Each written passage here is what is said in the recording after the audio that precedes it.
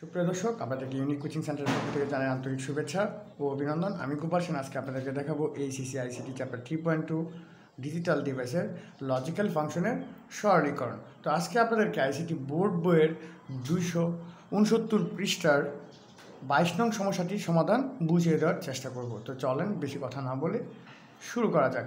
তো এখানে আমি 22 নং সমস্যাটি আগে লিখে রেখেছি। এখানে কী দেওয়া আছে? এখানে দেওয়া আছে y = abc + c + bc। এটা খুবই সহজ, একদম সহজ, খুব সহজে আমরা এটাকে সরলীকরণ করে ফেলবো। এখানে যা আছে abcকে লিখে ফেললাম প্লাস।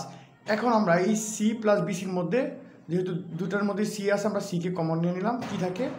cকে কমন নিয়ে থাকে 1 + b।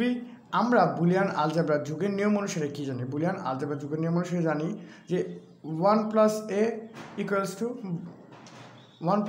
= কী হবে? 1ই হবে। 1 + a = কী হবে? 1ই হবে। আচ্ছা, বা এটাকে এইভাবে লেখা যেত, বা এটাকে এইভাবে লেখা যেত a + 1 = 1ই হবে। a + 1 = কী হবে? 1ই হবে। আচ্ছা, তাহলে এখানে 1 + b = আমরা কী লিখতে পারি? 1। এখানে লিখে ফেলি আমরা a v c + c × 1। আচ্ছা, এটাকে গুণ করলে আমরা কী পাচ্ছি? এটাকে গুণ করলে পাচ্ছি c দ্বারা 1 গুণ করলে পাচ্ছি a v c + c।